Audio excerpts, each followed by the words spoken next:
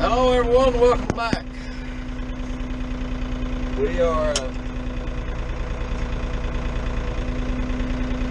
getting some firewood into the house because we're about out down there and they're calling for snow tonight. So I gotta put the bucket on the New Holland here and get a little firewood in. But what I'm gonna talk to you today about is we are the last week in January right now. We're closing in on the end of January, and 1st of February, I think. First day of February, it's Thursday, and so we're moving through the heart of winter, if you will. Like I said, they're calling for snow tonight and later in the week as well. So, interesting thing about Groundhog Day, a lot of the old timers in this area always said the old traditional Groundhog Day was February the 14th, Valentine's Day.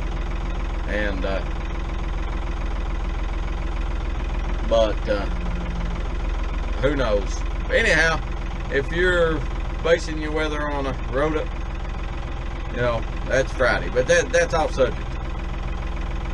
But what I was going to talk to you about is, even though it's the last week in January, we are making preparations. Now, some of our crops that we grow, we use transplants. Our broccoli and our cabbage, and our broccoli and our cabbage, we use transplants.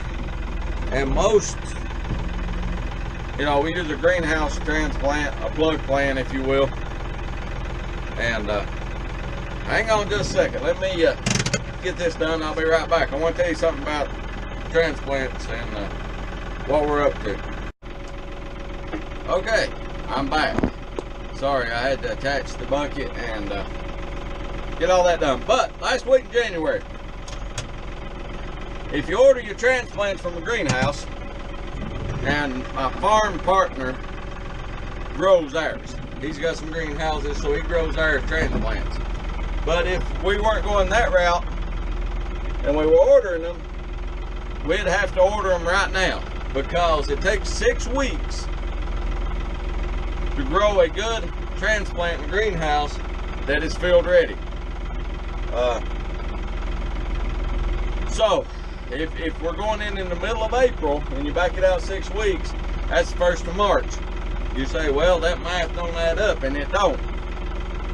But most of your greenhouses require 4 to 8 weeks of notification before they start seeding them. So if you take 6 weeks, add 4 to it, or 8, you're looking 10, 12 weeks out. So it's time to order it.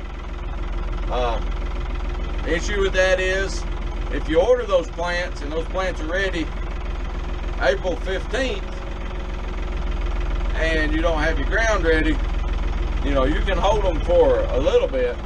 But one issue we ran into last year with the wet weather is we wound up holding them a lot longer than we wanted to. Keep in mind, you've done paid for those plants.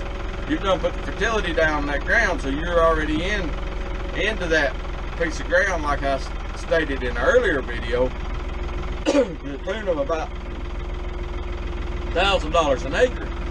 So if you hold them a week or two, what happens is they don't perform the way they should. So if we plant an acre of cabbage, for instance, and we use 10,000 plants for that acre, we only do our calculations on harvesting 80% of that cabbage. Now, it's 80% of that's going to be marketable cabbage. If the year's tough, it may not be nowhere near that. If the heads are bigger or smaller, it can vary in the number of boxes you get off that acre too.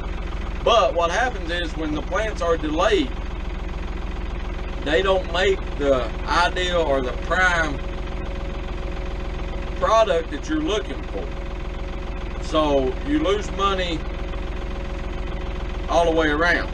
So it is critical that what we like to do is, if we're going to go into the ground with transplants in the middle of April, 1st of April, we will prep that ground, get our plastic mulch laid, get our herbicides down, and have it ready to go. So when those plants come out of that greenhouse, we'll put them right in the ground. And they'll immediately start growing. Another thing it does, the way we do it, by planting so many acres each week throughout the season, is if you get pushed back 2 weeks, everything gets pushed back. And then you start running late. Or you start getting into market issues where the markets are flooded, stuff like that.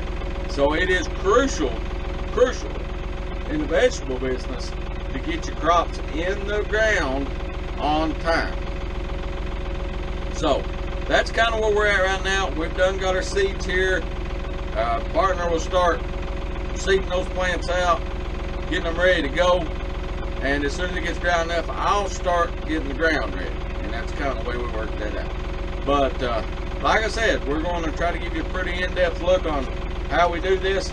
But that's what we're looking at.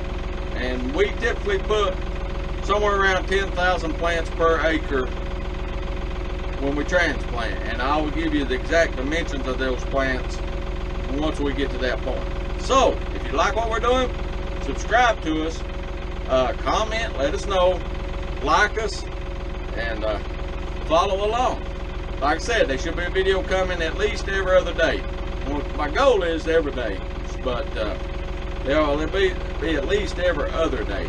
And we're going to start talking about the whole, as we're planning and moving forward to getting ready for the season, we're going to walk you through step by step. And we're also going to do some other things. But like right now, I'm doing chores. You're going to see some more of that too. So until next time, take care of yourself. We'll see you later. Bye.